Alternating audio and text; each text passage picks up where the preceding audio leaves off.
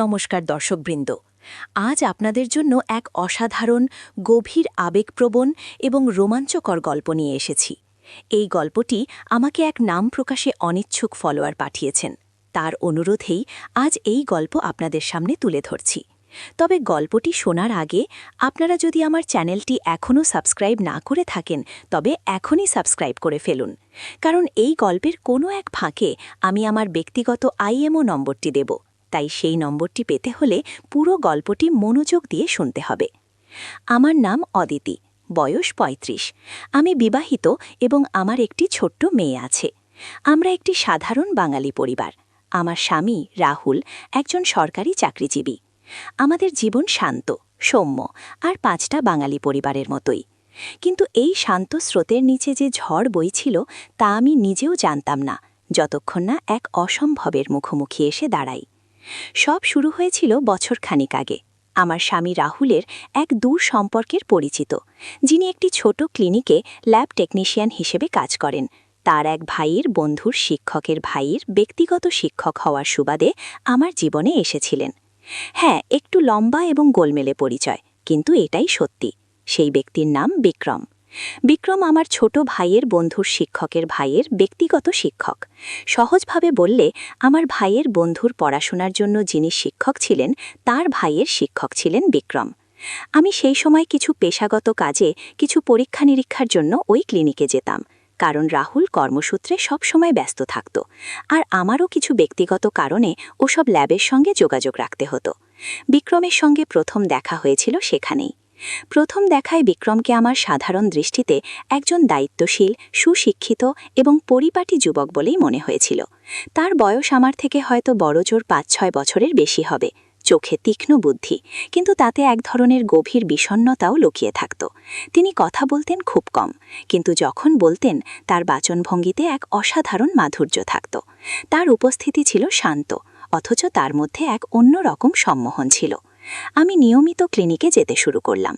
প্রথম দিকে শুধু পেশাগত আলোচনা হতো, কিন্তু ধীরে ধীরে আমাদের কথার পরিধি বাড়তে লাগল। ক্লিনিকে আসা যাওয়ার মধ্যে মাঝে মাঝে অপ্রত্যাশিতভাবে দেখা হতে শুরু করল। একদিন আমি যখন ল্যাব থেকে বেরোচ্ছি, দেখি বিক্রম দাঁড়িয়ে আছেন। তার চোখে মুখে সেই বিষণ্ণতা। জিজ্ঞাসা করায় বললেন, একটু মন খারাপ, ব্যক্তিগত কিছু সমস্যা।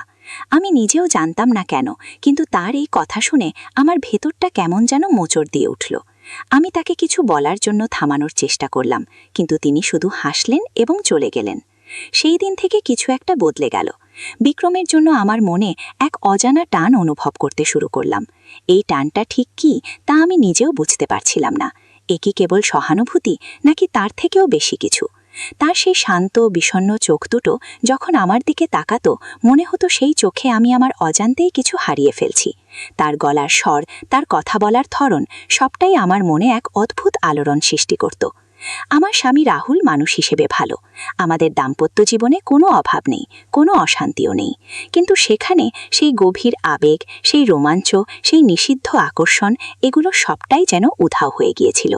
জীবনটা একটা বাধা ছকে চলছিল, আর বিক্রমের আগমনে সেই ছকটা যেন ভেঙে যাওয়ার উপক্রম হলো। একদিন ক্লিনিকে আবার দেখা। সেদিন তিনি একটু হাসলেন, বললেন, আপনি আমার কথা শুনেছিলেন, তাই ধন্যবাদ। আমি শুধু হাসলাম। তারপর তিনি জিজ্ঞাসা করলেন, আপনি কি কিছু পড়াশোনা করেন? আমি হ্যাঁ বললাম।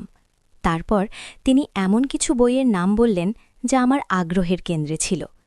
সেই দিন আমাদের মধ্যে সাহিত্য, দর্শন, কবিতা নিয়ে দীর্ঘক্ষণ আলোচনা হলো। আমি অবাক হয়ে গিয়েছিলাম। তার রুচি, তার জ্ঞান, সবটাই আমাকে মুগ্ধ করল। মনে হলো এই মানুষটা যেন আমারই মতো। মনের গভীরে হয়তো আমি এই ধরনের একজন মানুষেরই সন্ধান করছিলাম। এই দেখা সাক্ষাৎ, এই কথাবার্তা ধীরে ধীরে এক নিষিদ্ধ পথে মোড় নিতে শুরু করল। আমি জানতাম এটা অন্যায়। আমি বিবাহিত, আমার সন্তান আছে। তবুও বিক্রমের প্রতি আমার আকর্ষণ, আমার টান, সেটা দিনে দিনে তীব্র থেকে তীব্রতর হচ্ছিল। তার উপস্থিতি আমার জীবনে এক নতুন মাত্রা যোগ করেছিল। তার সঙ্গে কথা বলতে, তার চোখের দিকে তাকাতে, তার সান্নিধ্য অনুভব করতে আমার ভেতরে এক অদ্ভুত শিহরণ জাগত। আমাদের প্রথম গোপন দেখাটা হয়েছিল একটি ক্যাফেতে। তিনি নিজেই আমাকে ডেকেছিলেন। আমি কেন গিয়েছিলাম তা আজও আমি ভেবে পাই না। হয়তো আমি নিজেও এই নিষিদ্ধ আকর্ষণের কাছে নিজেকে সঁপে দিতে চেয়েছিলাম। সেদিন ক্যাফেতে বসে যখন আমরা কথা বলছিলাম, তখন আমাদের চারপাশের জগৎটা যেন অদৃশ্য হয়ে গিয়েছিল। তার চোখে মুখে সেই চিরচেনা বিষণ্ণতা থাকলেও সেদিন তার ঠোঁটের কোণে এক হালকা হাসি ছিল। তিনি আমার হাতটা আলতো করে ধরলেন। সেই স্পর্শে আমার সারা শরীরে বিদ্যুতের স্রোত বয়ে গেল। আমার বুক ধুকপুক করছিল। ভয়, উত্তেজনা আর এক অজানা আনন্দ সব মিলেমিশে একাকার হয়ে যাচ্ছিল। তিনি ফিসফিস করে বললেন, অদিতি, আমি জানি এটা ঠিক নয়, কিন্তু আমি নিজেকে আটকাতে পারছি না। তার গলার স্বর কাঁপছিল। আমারও একই অবস্থা। আমি তার দিকে তাকিয়ে রইলাম। তার চোখের গভীরে আমি কি দেখেছিলাম? এক গভীর আকুতি, এক অসহায় আত্মসমর্পণ, নাকি এক আদিম আমন্ত্রণ? সেই দিন আমরা আর বেশি কথা বলতে পারিনি, কিন্তু সেই স্পর্শ, সেই চাহনি সবকিছুই আমার মনে গেঁথে গিয়েছিল। এরপর থেকে আমাদের দেখা সাক্ষাৎ আরও ঘন ঘন হতে লাগল, কখনো ক্লিনিকের কাছে, কখনো শহরের অন্য প্রান্তে। প্রতিবার দেখা হওয়ার আগে আমার বুক ধুকভুক করত। ভয়ের সঙ্গে মিশে থাকত এক তীব্র রোমাঞ্চ। মনে হতো যেন আমি এক নিষিদ্ধ খেলা খেলছি, যার শেষ কোথায় তা আমি জানি না। বিক্রমের সঙ্গে কাটানো মুহূর্তগুলো ছিল আমার জীবনের এক অন্য জগৎ, যেখানে কোনো নিয়ম ছিল না, কোনো বাধা ছিল না। সেখানে ছিল শুধু দুজন মানুষের আদিম টান, এক অসম্ভবের দিকে এগিয়ে যাওয়ার অদম্য ইচ্ছা। তার স্পর্শে আমার শরীর যেন জীবন্ত হয়ে উঠত। তার চোখে চোখ রেখে আমি আমার সবটুকু সত্তা হারিয়ে ফেলতাম। তিনি যখন আমার খুব কাছে আসতেন, তার নিঃশ্বাসের শব্দে আমার ভেতরটা কেমন যেন করত। মনে হতো এই মুহূর্তটা যদি অনন্তকাল ধরে চলতে পারত। একদিন আমাদের এক গোপন অভিসার হয়েছিল, শহর থেকে একটু দূরে একটি পুরনো বাড়িতে। সেই বাড়িটা বিক্রমের এক বন্ধুর। আমরা জানতাম এটা চরম ঝুঁকিপূর্ণ, কিন্তু এই ঝুঁকিটাই যেন আমাদের আরও কাছাকাছি টেনে আনছিল। সেই বাড়িতে ঢুকতেই এক অদ্ভুত অনুভূতি হল। চারপাশ নিস্তব্ধ, শুধু আমাদের দুজনের হৃৎস্পন্দন। বিক্রম আমার হাত ধরে ঘরের ভেতরে নিয়ে গেল। সেখানে মৃদু আলো জ্বলছিল। তিনি আমার দিকে তাকিয়ে হাসলেন। সেই হাসিটা ছিল এক অদ্ভুত মিশ্রণ, আনন্দ, ভয় এবং এক গভীর ভালোবাসা। তিনি আমার মুখের উপর এসে দাঁড়ালেন, আমার হাত দুটো আলতো করে ধরলেন। তার আঙুলের ছোঁয়ায় আমার সারা শরীর কাঁপছিল। আমি চোখ বন্ধ করে তার স্পর্শ অনুভব করছিলাম। তিনি ফিসফিস করে বললেন, অদিতি, আমি তোমাকে... তার কথা শেষ হল না। আমি চোখ খুললাম। তার মুখটা আমার খুব কাছে, তার চোখে এক গভীর আকুতি। আমি জানি এই মুহূর্তটার জন্য আমি অপেক্ষা করছিলাম। তিনি ধীরে ধীরে আমার দিকে ঝুঁকে এলেন। তার ঠোঁট আমার ঠোঁটের উপর এসে স্পর্শ করল। সেই প্রথম চুম্বনে যেন আমার সবটুকু সত্তা, আমার সবটুকু আবেগ, সবটুকু উত্তেজনা একসঙ্গে বিস্ফোরিত হল। মনে হলো আমি যেন এক নতুন জগতে প্রবেশ করেছি। সেই চুম্বনে ছিল না কোনো দ্বিধা, ছিল না কোনো সংকোচ, ছিল শুধু আদিম প্রেম, এক অসম্ভব আকুলতা। তার উষ্ণ আলিঙ্গনে আমি নিজেকে সঁপে দিলাম। তার প্রতিটি স্পর্শ আমার শরীরে এক নতুন স্পন্দন জাগাচ্ছিল। তিনি আমার চুলে বিলি কেটে দিচ্ছিলেন, আমার গালে আলতো চুম্বন করছিলেন। তার নিঃশ্বাসের উত্তাপে আমার শরীর জ্বলে যাচ্ছিল। মনে হচ্ছিল আমরা দুজন যেন এক হয়ে গিয়েছি।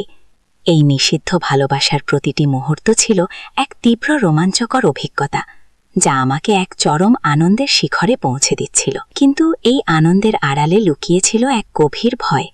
এই সম্পর্কের শেষ কোথায়? ধরা পড়লে কি হবে? আমার পরিবার, আমার স্বামী, আমার সন্তান, এদের কি হবে? এই চিন্তাগুলো মাঝে মাঝে আমার মনে এসে ভিড় করত, কিন্তু বিক্রমের সান্নিধ্যে সেই চিন্তাগুলো মুহূর্তেই উধাও হয়ে যেত। তার চোখে আমি খুঁজে পেতাম এক আশ্রয়, এক নির্ভরতা। আমাদের এই গোপন অভিসার চলতেই লাগল, কখনো পুরনো বাড়িতে, কখনো বা অন্য কোনো নির্জন স্থানে। প্রতিবার আমাদের দেখা হওয়াটা ছিল এক নতুন উত্তেজনা, এক নতুন রোমাঞ্চ। কিন্তু এই রোমাঞ্চের সঙ্গে মিশে থাকত এক অজানা শঙ্কা।